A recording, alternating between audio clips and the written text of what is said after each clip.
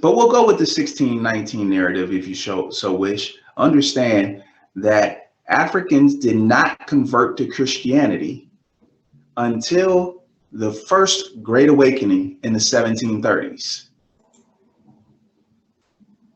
In the 1730s, an Anglican priest named John Wesley came to Savannah, Georgia, and stayed for 3 years.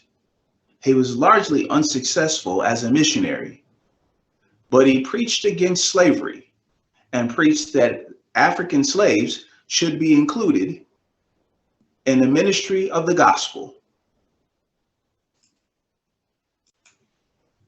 But it wasn't until a fiery Britishman and co-worker, co-laborer of John Wesley, George Whitfield, came and preached.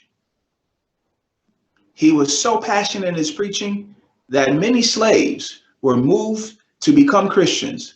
For the first time in more than 100 years of slavery, there was a mass turning of Africans in America to Christianity. See, between 1619 and the First Great Awakening, the main churches in the United States were Presbyterian, Anglican, and Congregational.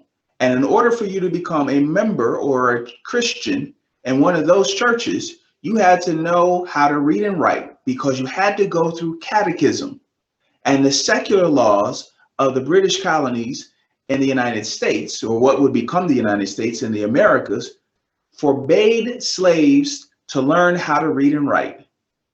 So for more than a century, slaves in America could not become Christians because they did not go through catechism. It wasn't until Baptist and Methodist missionaries, primarily through the First Great Awakening, and then in the Second Great Awakening in the 1790s, that slaves began turning to Christianity, because the message was that you don't have to go through catechism. You can experience God right now.